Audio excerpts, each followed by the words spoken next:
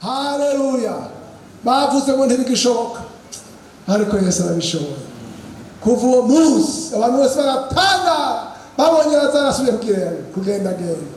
Yesu nashimwe. Uyu Kristo, haleluya, Kristo Yesu, iri zina ry'ubushobozi, umwana w'Imana nzima, aratwishinze, arishinze ishega ry'Imana, arishinze abera, haleluya, Imana y'ubushobozi. Data wa twese ahoraho, igitangaza, amen. Uwundi muntu yishinzwe afise abamwishinze nkawe ninde?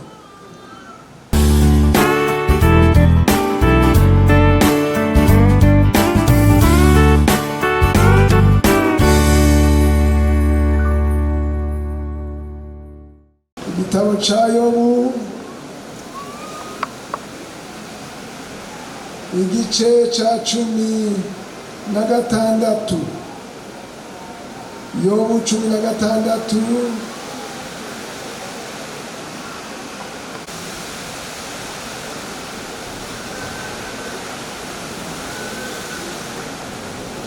Mbega muranyumva hari inyuma murumva mwese? Igice c'16 ku murongo w'10. Raba n'ubu icabona canje kiri mw'ijuru, unyineze ariyo hejuru. Igice c'17 aha ku murongo wa 3.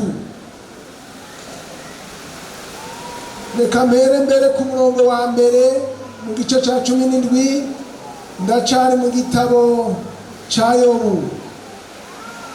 Ubugingo bwanje buraheze, iminsi yanje irashize, imva iranyiteze. Erega abacokoranyi barankikije, ijisho ryanje nta kindi ribona atari akavyongo kabo. Enda se tanga ingwati unyishinge we ubwawe, uwundi twokorana mu ntoke duhanye isezerano yoba nde? Mwami Yesu turagushimiye amajambo yawe y'ubushobozi tumaze kumva. None rero Mukiza, nanje ndahagurutse nk'umushumba w'imburakimazi, ndaciye bugufiya. Urabizi ko ntoronka ubwenge bwo gusobanura amajambo yawe. Mpwemu yera namanuka asobanure mu izina rya Yesu Kristo, amen. Ukwizera kwacu kurameke, ushinzwe kw'ijambo ry'Imana yacu, ntacyo dutinya dushikame gusa.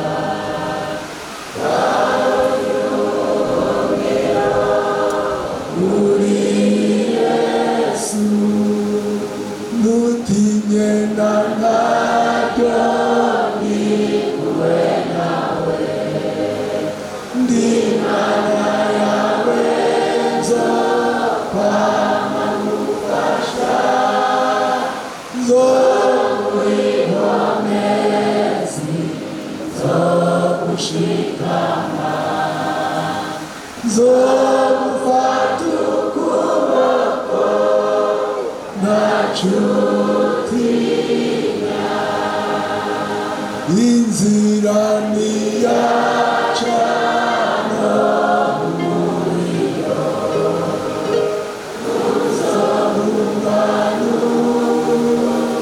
urubaje rwinshi, imbere y'amazi zokuranura, zobamukugutiye uzurame.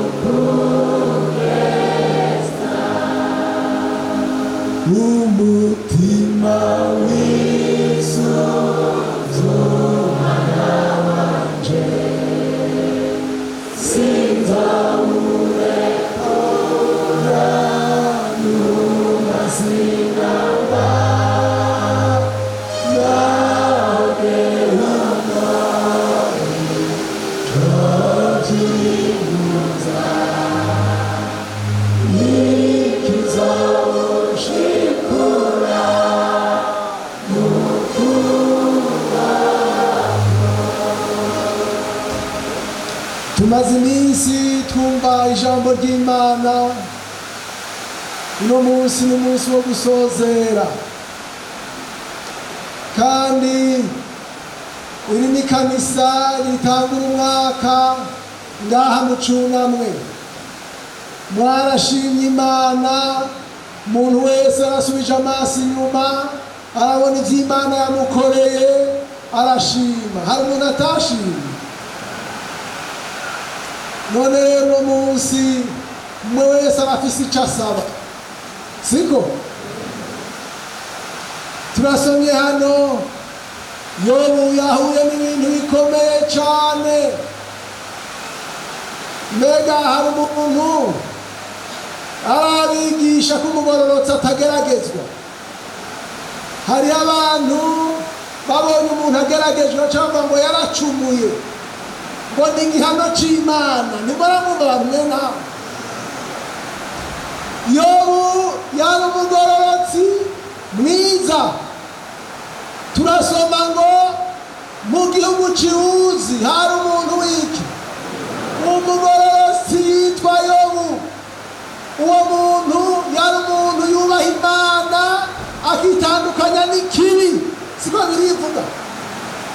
Yobu arabarurangiranwa aho yaba mu gisagara c'iwabo, bavuga ngo ni umugororotsi Yobu. Amen. Ubugororotsi bwiwe buramenyekana no mw'ijuru. Imana yavuga iti ndi n'umuntu, amen, agororotse anyubaha. Haleluya. Imana ndayishima ko uno munsi mu Cunamwe itabuzeho abagororotsi, abantu bazwi hariya mw'ijuru ko abantu b'Imana ari abagororotsi. Amen. Umugororotsi aramenyekana kugezaho ngo Satani avuye gutembera mu isi, Imana imubaza iti mbega babonye umuntu wawe? Amen. Umuntu wanje Yobu agororotse antunganiye. Mbega wowe Imana yokwishimira kugezaho igushemagiza imbere ya Satani? Imana ikagushemagiza imbere ya Satani. Nagenda bamenyesha uyu mwaka twinjiyemo abagororotsi bazomenyekana, n'abantu b'abaswahili bazomenyekana, ababeshe bazomenyekana. Hariho umuntu gavuga cyane no kuvugishwa akavugisha, ariko rero amen. Yesu nashimwe. Imana Satani rero acavuga ngo none ko wamuhezagiye ukamuha inka, ukamuha abana, ukamuha ingamiya n'indogoba n'intama, yoreka kugusenga kubera iki? Bangahe basenga kuko inka zigikwiye?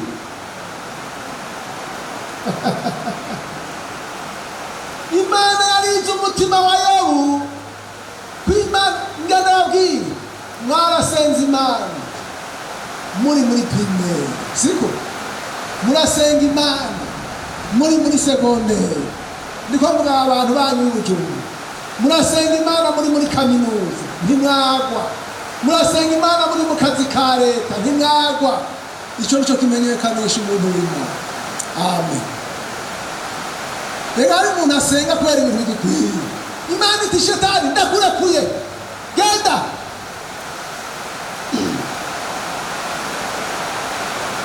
Ngo abana aribo bari mu munsi mukuru,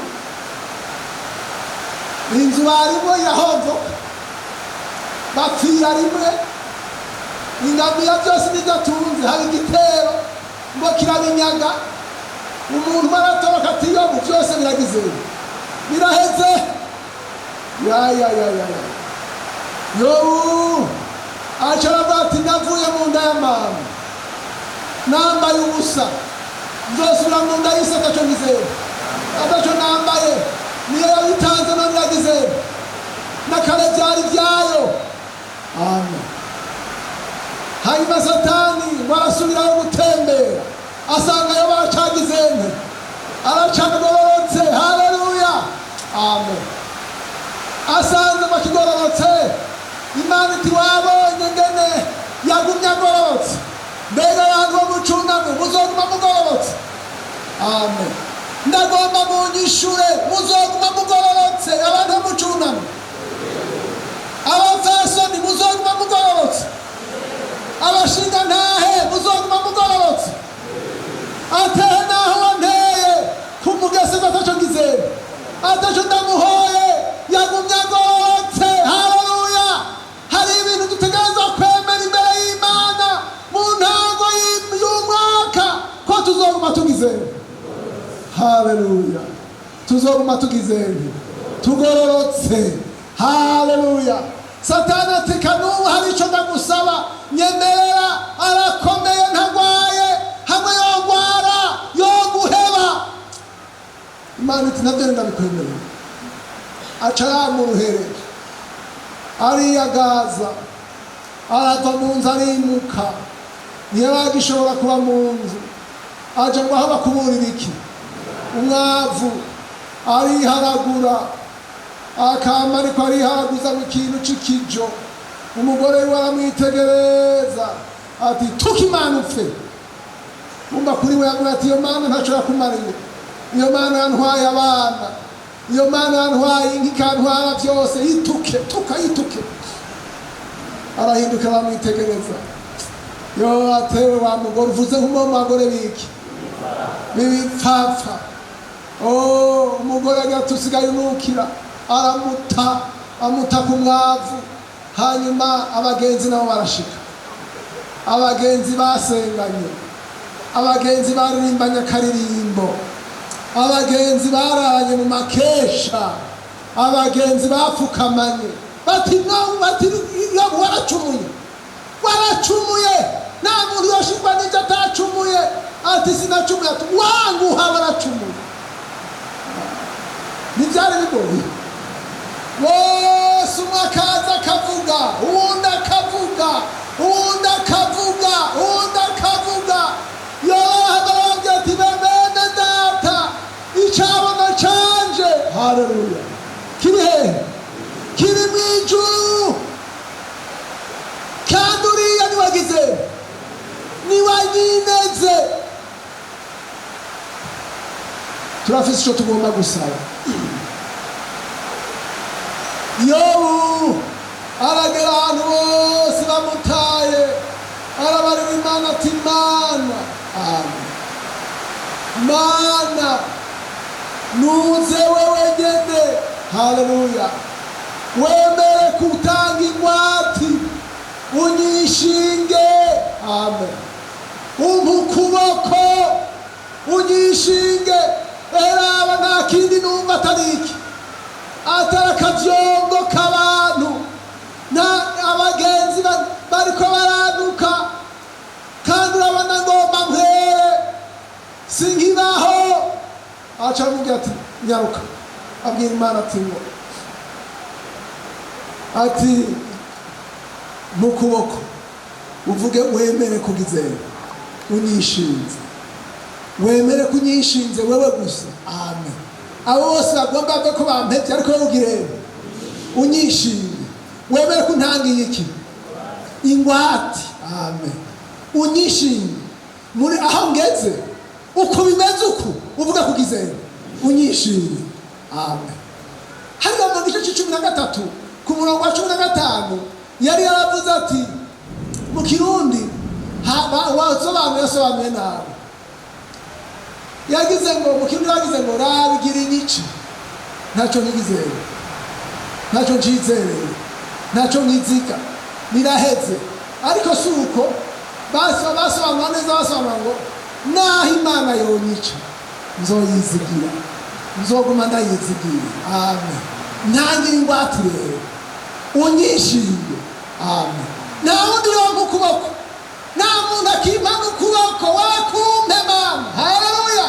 Kumpe, unyishinge. Abanyacunamwe muragomba ko Imana ibaha ukuboko, ibishinge muri uyu mwaka.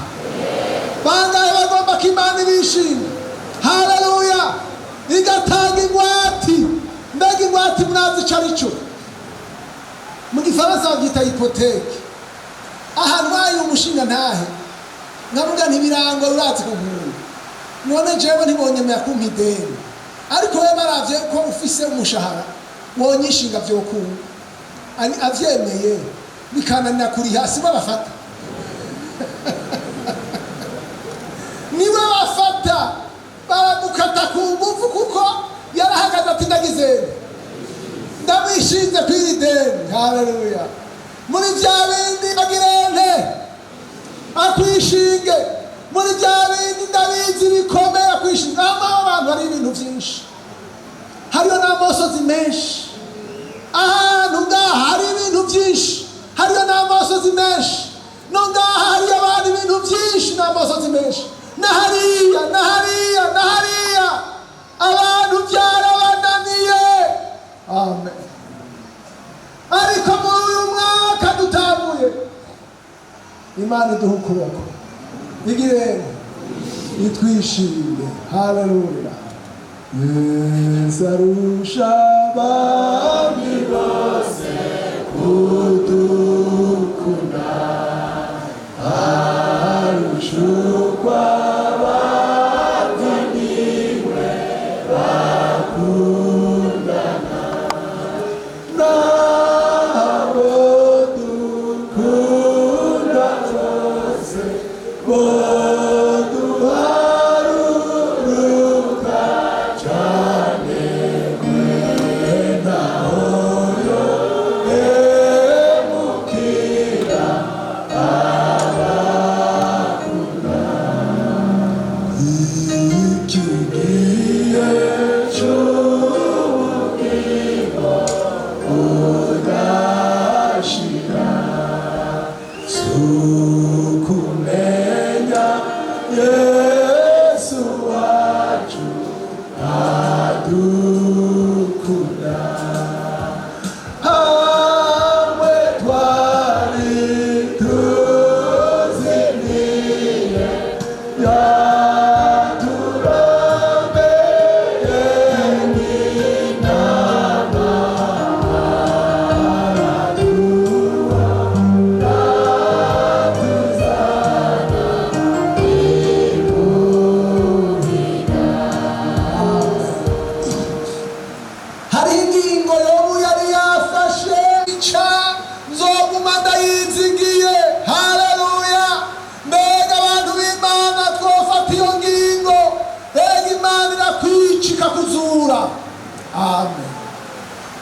Yesu nashimwe. Yobu akiri ngaho amaze gufata ingingo, amaze kumva ko Imana yihaye ukuboko, yaciye yerekwa. Iryo jambo narigeze kurivuga ngaha mu gice c'18 ku murongo wa 25. Yobu arerekwa, yerekwa ibintu byiza. 19 ku murongo wa 25. Ja muri Yobu 19 umurongo wa 25. Mwashitseyo. Ariko jewe ubwanje nzi yuko umucunguzi wanje ariho, kandi ko kwihereza azohagarara ku isi, kandi urukoba rwanje ntirwamara kubora. Nzobona Imana mfise umubiri, nzoyibonera ubwanje, amaso yanje nzoyitegereza, nta wundi nzoraba. Umushaha wanje udendebuwe n'inkumbu. Imana ishimwe. Yobu abasobanuzi bavuga yuko iki gitabo ari igitabo ca kera cyane, igitabo ca kera cyane, ariko aca yerekwa ibyo mu myaka 1000, ya myaka 1000 inganje ya Kristo. Imana icamwereka ikintu cy'igitangaza, imwereka umucunguzi, imwereka Yesu. Abango ndazi ko umucunguzi wanje ariho. Abanza kuvuga ingene Kristo Yesu azomanuka ikuzimu akabacungura. Haleluya. Kuko mu isezerano rya kera nta by'ijuru byari bwavugwe, nta by'ukuzuka byari bwavugwe, kuko Kristo ntiyari bwaza. Umuntu nawe yagororoka ate? Apfuye abagiye mu munsi y'ubushobozi bwa Satani. Satani yaramuganza, ariko aramubona. Haleluya. Ni bagendagenda i Yerusalemu, ndibaza ko Yobu yabaye mu ba mbere. Amen. Ndibaza ko Yobu yabaye mu ba mbere batembereye i Yerusalemu igihe inda z'abera zuguruka. Acabona ngo nzomubona nzohagarara ku isi. Acabona ngo kandi nzomubona mfise umubiri. Haleluya. Izuka yazutse mu izuka rya mbere, agarukanye na Kristo kuganza gaha ku isi. Acabona ngo mbere ngo numva atawundi noraba, nta wundi nzoraba, mbere ndagizene ndamukumbuye. Hagisigaye imyaka ibihumbi n'ibihumbi muco kintu kimwe. Iyo umuntu ahaye ukuboko Yesu akamwishima, amwereka iby'inganji yiwe, amwereka ibizoza, kuko ibindi ni iby'igihe gito, ntibinahambaye cyane. Nagomba ndangize nsomye hariya mu gitabo cya Yesaya, ndabereka ubutwishinzi uwo ari we. Amadeni, hari abantu bafite amadeni ngaha, ni umusenge umusaba gutangira ingwate. Ushobora kubona ko atanzira iriho, ariko mubwire amen, mu byo usaba mubwire uti ntangira ingwate. Yesu nashimwe. Abantu bafite amadeni aremereye, haleluya, Yesu arafise ingwate. Iyo bingoye ndamubwira nti wewe mukoresha wanje, niko mwana mukoresha wanje, iki kintu ngene kimeze nawe umukoresha wanje, singomba ko nkengereka, wewe mukoresha wanje, none siba mukoresha wacu. Amen. Hari umukozi w'Imana yifata nk'umuntu yageseye kagenda aracamo umengo yoseka, dufise umukoresha. Amen. Aganze iki? Ifeza n'izahabu byose ngo niki wiwe. Yesu nashimwe. Umusaba atanga iki? Ingwate. Mu bigoye byose atanga ingwate. Amen. Numva mu mutima ndemye, kuko Imana ndumva ko yanyemereye kumukuboko.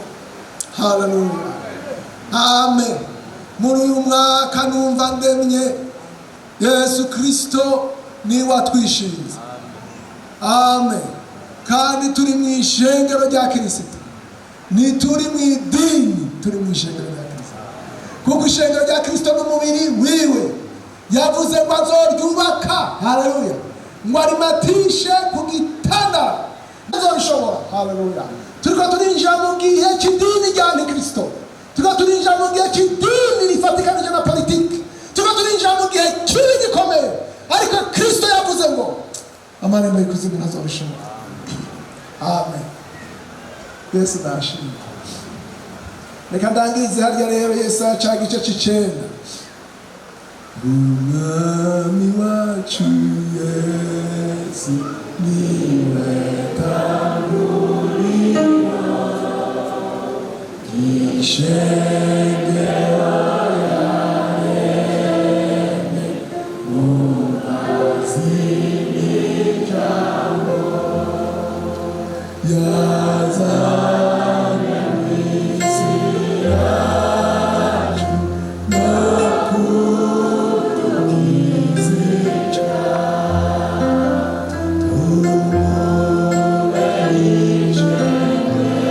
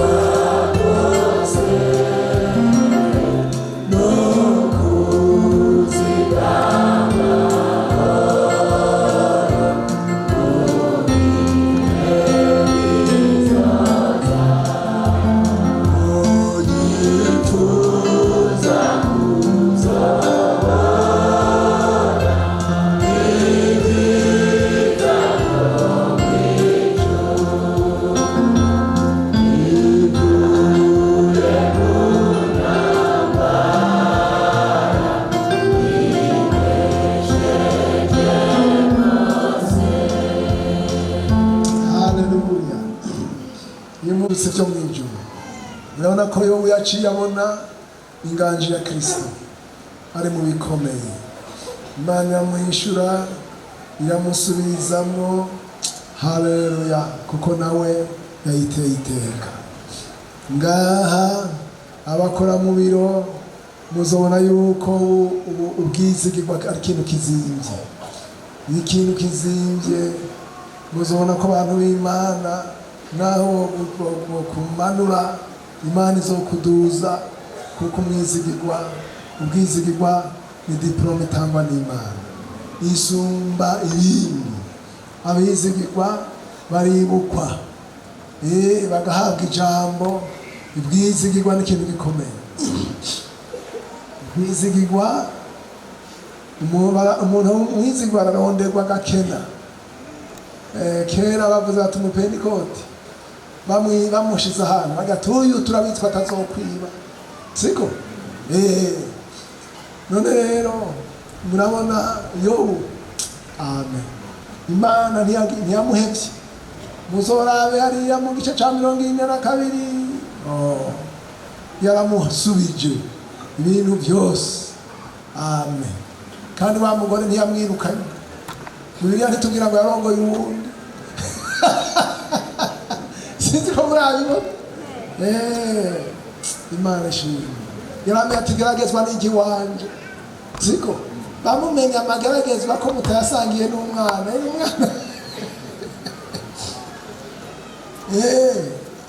Yesu nashimwe. Ariko utwishinze aranesheje. Utwishinze ni Kristo Yesu. Igice c'9 ku murongo wa 6 ngira nje ngarutse ndangize. Kuko umwana tuvukiye duhawe umwana w'umuhungu, ubutware buzoba ku bitugu vyiwe, azokwitwa igitangaza, umujanama, Imana y'ubushobozi, Data wa twese ahoraho, umukama w'amahoro. Ukugwira k'ubutware bwiwe n'amahoro ntibizogira iherezo.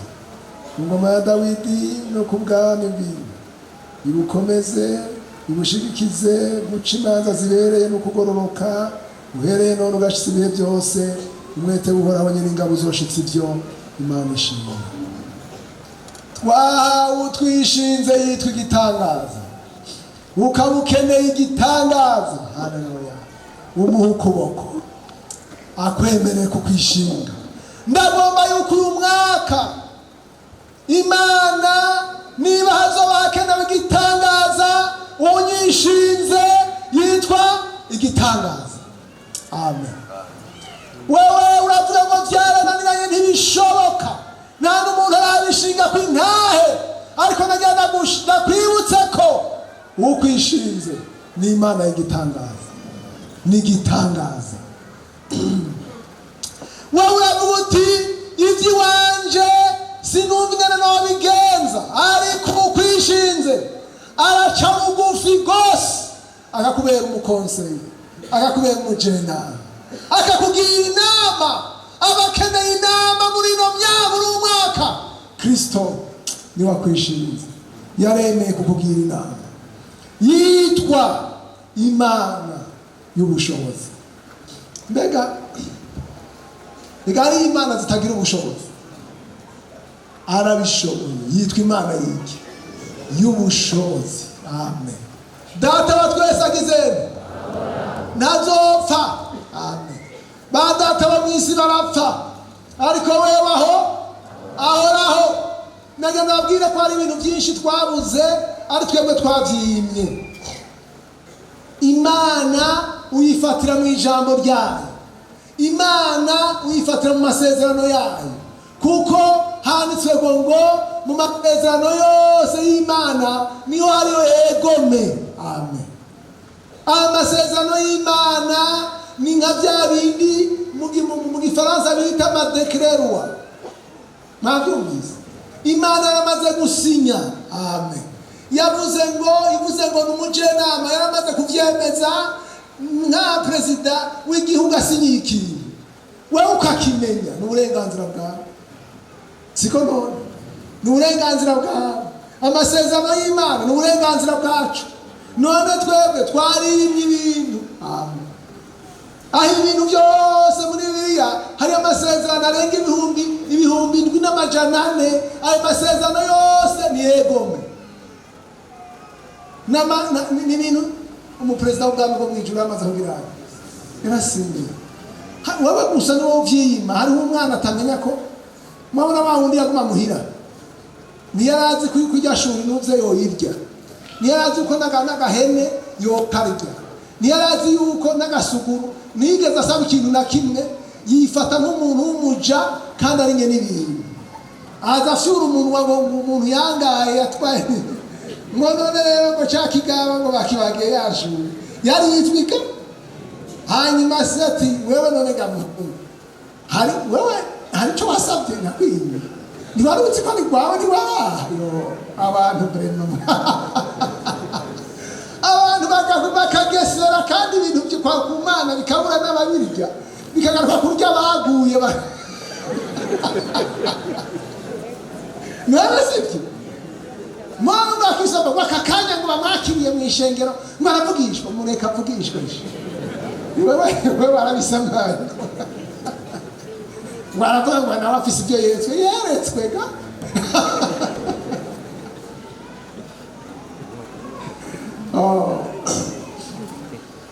Imana data wa twese agezera.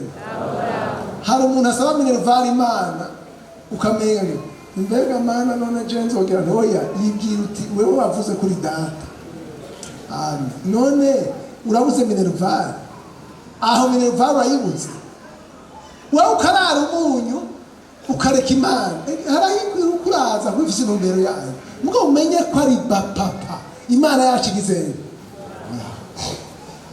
Uyu Kristo rero. Amen. Numukama w'amahoro. Yesu nashimye.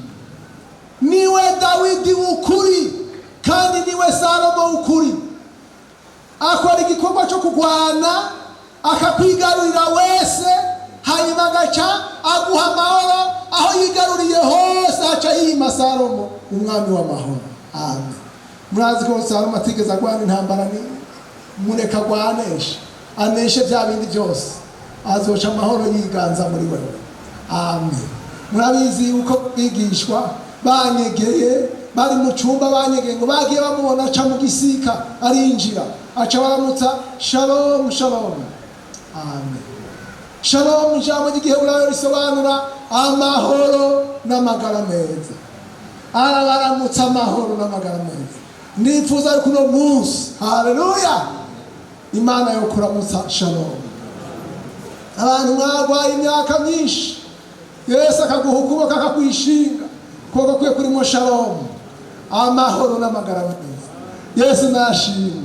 Uyu mwaka utwishinze yitwa Imana y'ubushobozi, yitwa data wa twese ahoraho.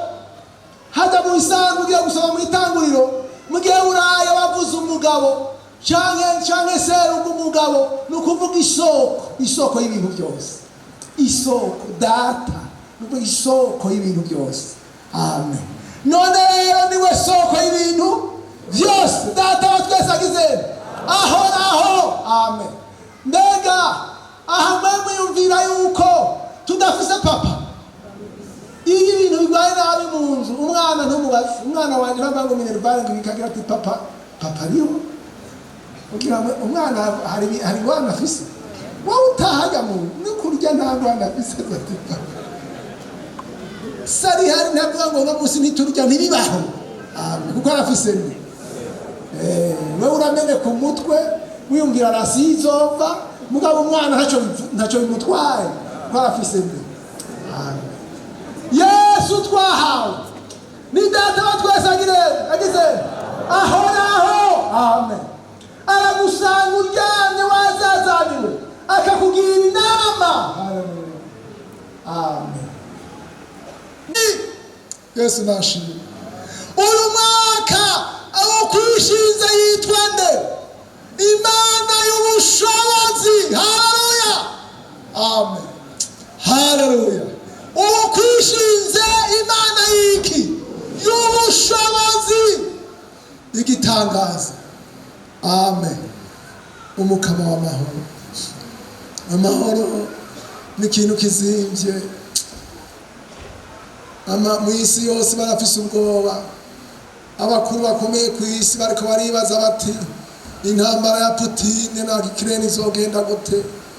Muri yo barahagaritse umutima, ariko twebwe turafise umukama w'amahoro, amen. Yatwishinze, amahanga yose arahagaritse umutima ngo intambara ya gatatu y'isi yose batanganda bizohaba biterwa bigenda uko bigenda kose, ndafise umukama w'amahoro, amen, haleluya. Data wa twese agize aho batamuhamba ngo apfe. Sinzi ko murabona abana babuze se ngo mugende ku maziko murabe, uramubona mu maso ko yihebuye ndega bizogenda gute, kuko se agize. Ariko data wa twese agize aho, amen. Bangahe bagomba kumuha ukuboko mu ntango z'uyu mwaka, haleluya, muri bya bibazo byose umubwira kwishimira, amen. Ndumva yuko twosenga naje mpagaze imbere yanyu, ndagomba ko yonyishimira, amen. Mbega mwumva ko yotwishimira, amen. Muramuzi Kristo, nuze Mariya na Marita yari yarabishinze, hanyuma baragwaza musaza wabo, bavuga yuko musaza wabo Lazaro yari umuntu w'umudandaza. Barashitse ku mva yiwe, urabona ko by'ukuri yari umutunzi, kuko gushikiye imviri ni metero nyinshi zo zirenga 10, ukakata ukamanuka ukagenda mu kantu k'akantuzeya. Yari umutunzi, niwe yari abatunze. Rero yari atunze Mariya na Marita. Murabizi yuko bigeze no kumusiga amavuta azimvye, yari nzitunze. Hanyuma rero, amen, muri uyu mwaka Imana rega umaze kuyimenya urayirorera, utayizozira hose izogirana izoza, amen. Rero umururumbu uraba mwinshi, kandi bari bazi ko mukunda, yamutumye kavuze ngo wa wundi ukunda agize. Ariko bari bazi Yesu akiza abagwayi, ntibari bazi Yesu azura abapfuye. Hanyuma arapfa, ni Yesu ntiyaza. Baragandara, Yesu ntiyaza kugandara. No ku maziko siho yari. Harya umuntu wo musibira ku rubanza rw'ibyiza, ariko usibye ku rubanza rubi aguma harura nakamona yaje, hari nakamwabo. Yesu ntiyaza. Baza babona ku munsi ugira kane baraje, hajya umuntu asenga uko yizeye, agenda ashikiriye Yesu, ate Yesu ati yubaha musaza wanje ntaba yapfuye. Mu yandi majambo yase kukaraba ati tuje gukora iki, buracaza gukora iki. hari ico kimari amaze gupfa. Nugira kabiri Marita ate Yesu ati uza kuba ngaha ntaba yapfuye.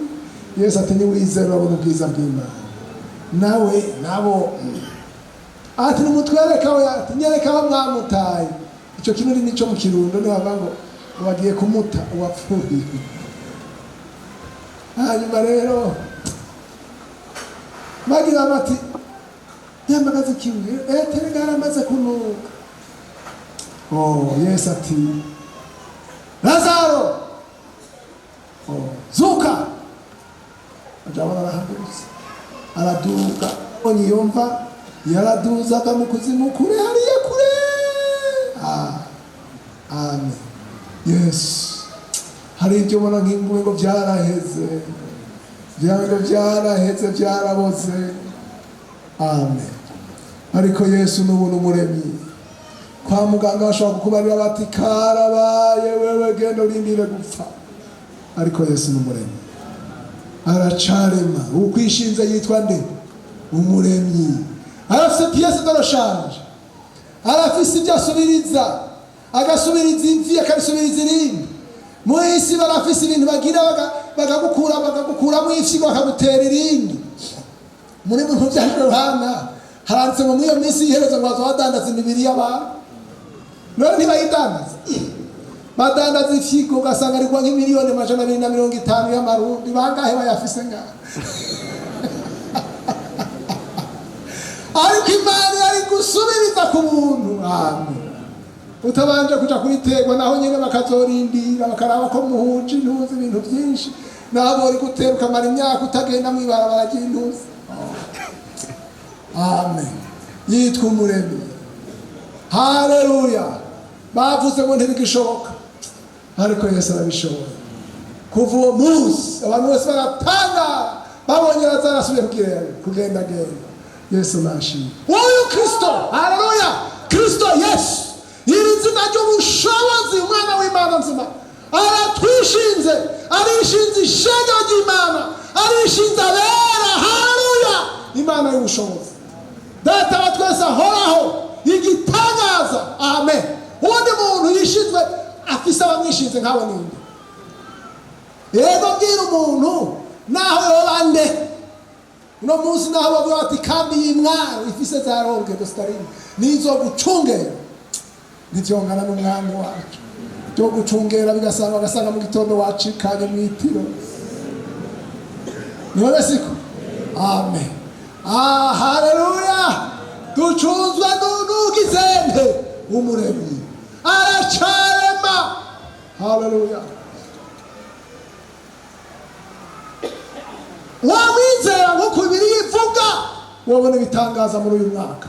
Wamwizera nk'uko yitwa ukamwita izina ryiwe wabona ibitangaza by'Imana. Haleluya.